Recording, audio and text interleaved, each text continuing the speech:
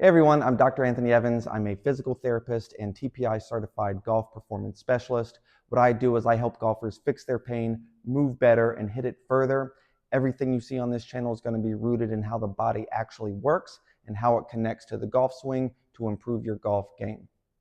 Okay, so with these exercises, I want you to do 1 to 2 sets of 10 prior to your next range session or your next round. Just give yourself some time to go through these. It's 3 different movements that are really going to be targeting your thoracic spine, specifically rotation within your thoracic spine, which is really the middle 12 vertebrae within your spine. And so that's really going to unlock your backswing and downswing rotation so that you can actually load into your trail side and then transition and then load and post into your lead side as well. So the first one we're going to go through is called thread the needle. It's done with other sports as well. It's a common movement, but it's really great and effective at targeting your thoracic spine. So you're going to get down on the floor. You'll be on your hands and knees so that your knees are stacked underneath your hips and your wrist and hand are stacked underneath your shoulder. All you're going to do is we're going to go to the right first, and I'm going to reach under and have my hands sliding along the floor as I try and bring the shoulder down to the ground. Once I'll reach my in range, I'll slowly come back out of that, and I'll do it again. And what you can do as well is once you reach your first point of restriction as you're going out to the side, is take a deep breath in and then exhale. As you exhale and let that breath out, you should be able to get a little bit more range, which will free up some more rotation there as well. So I'll demonstrate that. So I'm going to go, I'm reaching through here. I reach a point of restriction, let's say here. Take a deep breath in. As I exhale, I'm able to go a little bit more, and then I'll come back out of that. Again, we're going to do 10 to one side, and then we'll go 10 to the other side, okay? Nice and slow. You're not trying to rush through these. You should feel like with each repetition, you're able to go a little further, get a little more range, never taking it to a point of pain, and really just trying to feel that range increase throughout the set. Okay, so the next one, open books. So all you're going to need with this one, I'm going to use a foam roller to support my head. You can use a pillow, a foam pad, really anything. You just don't want your head laying on the ground or having to hold it up, because that's going to put some strain on the neck. It's just unnecessary. Okay, so all you're going to do is lay on your side. Again, we'll have that head supported. We're going to have our knees bent to 90, hips at 90, so we're tucked up here. You can put a pad or pillow in between the knees as well, because we don't want them to separate, but for now I'm just going to leave it alone. We'll have our hands out in front of us like this, right on top of each other, and I'm going to be bringing one arm up and around. Okay, and then I'll bring it back to the start position. So the key here is that you feel your shoulder blade leading the entire way.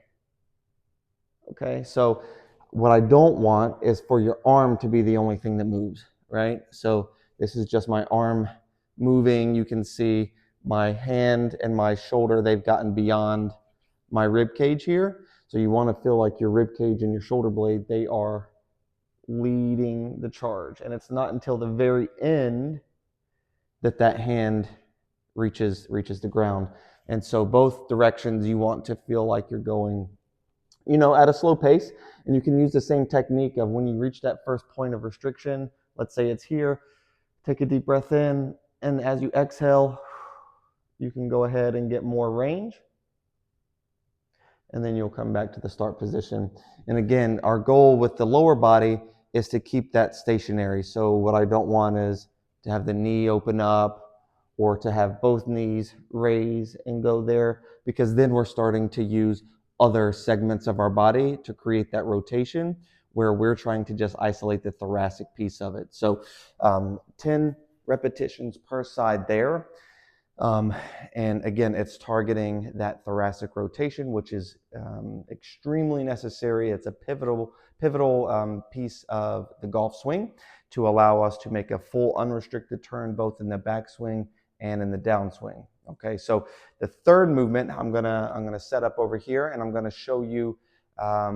We're going to use a band to get a little bit of resistance, but let me set that up now. What we're going to do is set up to where the inside hand is going to be holding the band, and the outside leg is going to be forward. Okay, so I'm in a split stance, one leg back, one leg forward. And so from here, all I'm going to do is take this hand that's holding the band and punch across. Okay, now as I punch across, this other arm is, the elbow is pulling back, so it's here. And so what's happening is I'm having to rotate against resistance to get that arm to go across, okay? Now, what's gonna happen is as I pull this band, the tension increases, so it's trying to pull me off balance this way, okay? So your lower body is going to have to create some stability, which is how it works in the golf swing. One segment stabilizes, so another segment can become mobile. Okay, so your lower body is stabilizing, upper body is creating rotation, okay? And so you're having to also use this other side of your body to make sure that we're rotating around a central point, okay? If this arm, my right arm, isn't working back and around, well then I'm just going to fall out to the side this way, okay? So you're creating stability in a couple of different ways, which is allowing you to take advantage of the rotation that you do have, the range of motion that you do have. So with each of these, go ahead and produce some force, hold it for a second and come back. Force and come back. Force and come back. And so you'll do 10 each side. You'll end up doing this to where you're working your downswing and your backswing rotation, which with all three of these movements, that's what we've done. But this is a great one to do after the first two, because the first two are helping to unlock some more range of motion and loosen those segments up. Whereas this one here, we're going through that rotation and that range of motion, but we're doing it against resistance. So we're adding a little force to it, creating some stability, getting the body, the entire body a little bit more involved. And from there, you could go into actually picking up the club and swinging. And now you're going to feel a lot more fluid within your swing from start to finish, and you're going to be able to produce a lot more power and consistency, which obviously is what we're looking for in the golf swing. Okay, so there you have it. There are 3 really great exercises that's going to target your thoracic rotation, which is a movement that is needed to produce a full backswing, a full unrestricted backswing, but also allow you to clear through and produce rotation into your downswing and follow through as well. So if you're looking to go through these movements, I would recommend trying to do them daily if you're really restricted and really having some issues with that. But definitely throw it in before a range session or before a round to take advantage of some easy gains within the mobility segment. If you do these, really look out for any pain that you might be having. You don't want to push into pain. That's something that you want to get assessed and evaluated by a healthcare professional or by someone that you trust within that space. I will have a link in the description for a free golf performance assessment, so go ahead and check that out. This is just one movement that's really vital within the golf swing, but there are a lot of others that I look at as well when I'm looking at my clients to make sure that they are moving in a way that's going to produce the best golf swing for them. So yeah, check that out. If you have any questions, go ahead and drop a comment below. You can message me as well. I'll be happy to answer. But otherwise, stay tuned for the next video, and I'll be sharing some more tips on how to improve your mobility, strength, and just overall golf game.